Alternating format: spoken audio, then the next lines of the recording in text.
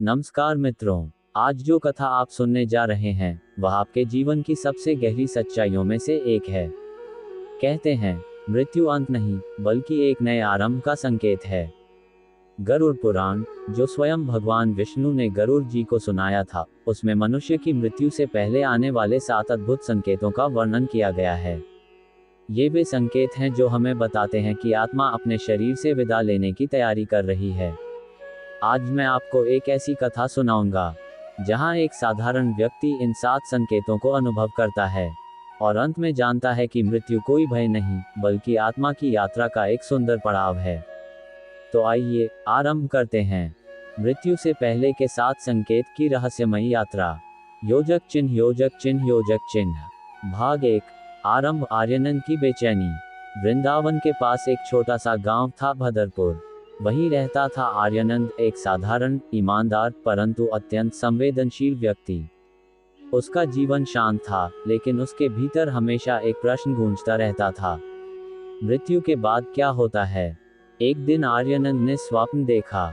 वह एक शमशान में खड़ा है, चारों ओर धुआं, राख और शांति का भयावह सन्नाटा। उसने देखा एक व्यक्ति चिता पर लेटा है और वह चेहरा उसका अपना है। वह चौंक कर जाग उठा, दिल तेजी से धड़क रहा था। सुबह उसने अपने गुरु महात्मा हरिदास से जाकर कहा, गुरुदेव, मैंने आज अपने ही शव को देखा है, क्या यह मृत्यु का संकेत है? महात्मा ने मुस्कुराते हुए कहा, बेटा, भय मत कर, मृत्यु कभी अचानक नहीं आती। वह पहले 7 संकेत देती है। जो इन संकेतों को पहचान लेता है वह मृत्यु को नहीं, मोक्ष को प्राप्त करता है। योजक चिन्ह, योजक चिन्ह, योजक चिन्ह। भाग 2। पहला संकेत, स्वप्नों में परछाइयां। उस दिन के बाद आर्यनंद के जीवन में कुछ बदलने लगा।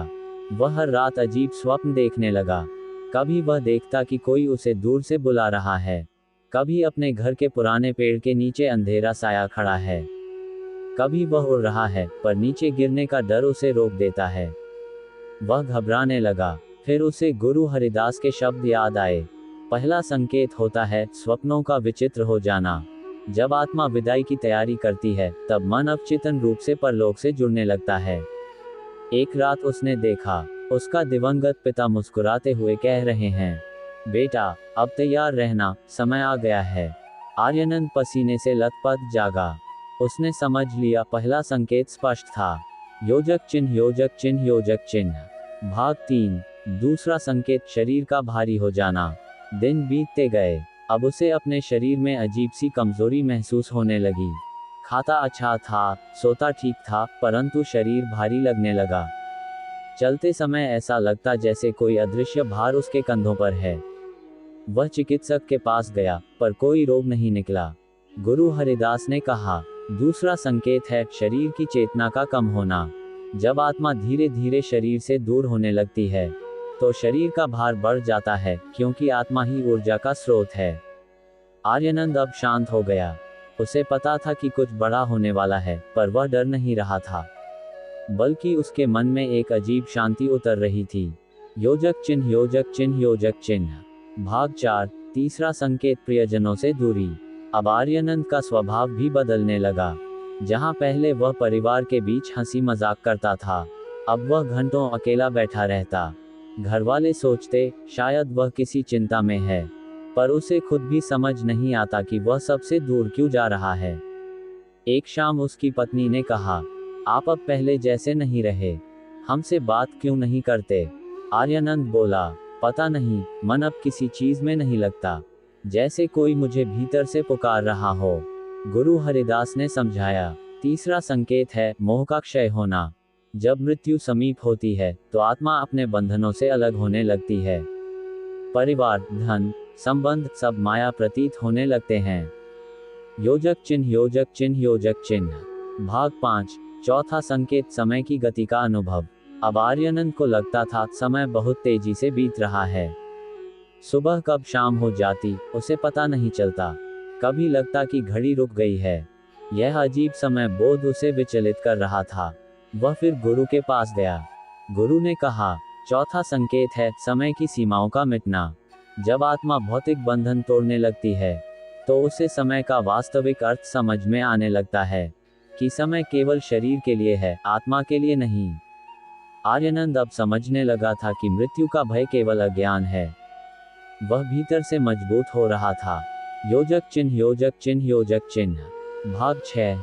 5वां संकेत, अदृश्य उपस्थिति। एक रात वह ध्यान कर रहा था, तभी उसे लगा कोई उसके पास बैठा है। उसने आंख खोली, पर वहां कोई नहीं था। फिर भी कमरे में एक दिव्य सुगंध थी, जैसे चंदन और कमल की महक। अगले दिन उसने सुना कि उसके गांव के पास एक साधु का देहांत हुआ है। उसे लगा शायद वही आत्मा उसके पास आई थी। गुरु ने कहा, 5वां संकेत है सूक्ष्म जगत का अनुभव। जब आत्मा परलोक के समीप होती है, तो वह दूसरे लोगों की ऊर्जाओं को महसूस करने लगती है। अब आर्यानंद का मन भय से नहीं, श्रद्धा से भर गया। उसे लगता था अब मृत्यु कोई शत्रु नहीं, बल्कि एक सखी है, जो उसे लेकर जाएगी। योजक चिन्ह, योजक चिन्ह, योजक चिन्ह। भाग 7। 6ठा संकेत, प्रकृति का मौन। कुछ दिनों बाद मौसम अचानक बदल गया। आर्यानंद जहां भी जाता, पक्षी मौन रहते, पेड़ स्थिर रहते, जैसे पूरी प्रकृति किसी रहस्य को छुपा रही हो। एक दिन वह तालाब के किनारे बैठा था। वहां हवा तक नहीं चल रही थी। अचानक उसे लगा जैसे प्रकृति ने उसे विदा करने की तैयारी की हो। गुरु हरिदास ने कहा, 6ठा संकेत है प्रकृति का मौन हो जाना। जब कोई आत्मा प्रस्थान करने वाली होती है, तो उसके चारों ओर का वातावरण उसे पहचान लेता है। हवा, पक्षी, पशु सब शांत हो जाते हैं। आर्यानंद अब रोज मंदिर जाता, ध्यान करता, और भीतर से कहता, प्रभु जब बुलाओ मुस्कुराकर चल दूंगा। योजक चिन्ह, योजक चिन्ह, योजक चिन्ह। भाग 8। 7वां और अंतिम संकेत, दर्पण में छवि का धुंधला होना। एक सुबह वह नहाकर शीशे के सामने खड़ा हुआ, पर उसे लगा उसका चेहरा कुछ धुंधला दिख रहा है। आंखें गहरी, चेहरा हल्का पारदर्शी सा। वह कुछ पल देखता रहा और मुस्कुरा दिया। उसे याद आया, गुरु हरिदास ने कहा था, 7वां संकेत है प्रतिबिंब का धुंधला होना। ये तब होता है जब आत्मा शरीर से अंतिम रूप से अलग होने लगती है। अब वह प्रकाश में विलीन होने को तैयार होती है। आर्यानंद ने उस दिन अपने सभी अपनों से कहा, यदि कल मैं न रहूं, तो रोना मत, क्योंकि मैं कहीं नहीं जा रहा, बस अपने घर लौट रहा हूं। योजक चिन्ह, योजक चिन्ह, योजक चिन्ह। भाग 9। आत्मा की यात्रा। उस रात आर्यानंद ने अंतिम बार ध्यान लगाया। धीरे धीरे उसकी सांसें शांत होने लगीं। उसने देखा, उसके चारों ओर उजाला फैल गया। सैकड़ों दिव्य आत्माएं खड़ी थीं। उनमें उसका पिता, गुरु और कुछ अनजान प्रकाश पुंज थे। एक मधुर स्वर आया, आर्यानंद तुम्हारा समय पूरा हुआ, अब तुम मुक्त हो। वह मुस्कुराया, आंखें बंद की, और अगले ही क्षण उसका शरीर शांत था, पर चेहरे पर अद्भुत मुस्कान थी। योजक चिन्ह, योजक चिन्ह, योजक चिन्ह। भाग 10। गुरु हरिदास का संदेश। अगली सुबह गांव में खबर फैली, आर्यानंद नहीं रहा, पर महात्मा हरिदास ने सबको समझाया, वह नहीं मरा, वह पार चला गया है। उसने मृत्यु को नहीं, मुक्ति को पाया है। उन्होंने अपने शिष्यों से कहा, बच्चों, मृत्यु कोई भय नहीं। डरना तब चाहिए जब जीवन व्यर्थ जाए। मृत्यु से पहले जो संकेत मिलते हैं, वे आत्मा की तैयारी के प्रमाण हैं। जो उन्हें पहचान लेता है, वही सच्चे अर्थों में जीता है। योजक चिन्ह, योजक चिन्ह, योजक चिन्ह। भाग 11। प्रेरणादायक समापन। मित्रों, गरुड़ पुराण हमें ये सिखाता है कि मृत्यु कोई अंत नहीं। ये केवल एक द्वार है, जहां से आत्मा आगे बढ़ती है, अपने कर्मों के अनुसार। जीवन और मृत्यु एक ही वृक्ष की दो शाखाएं हैं।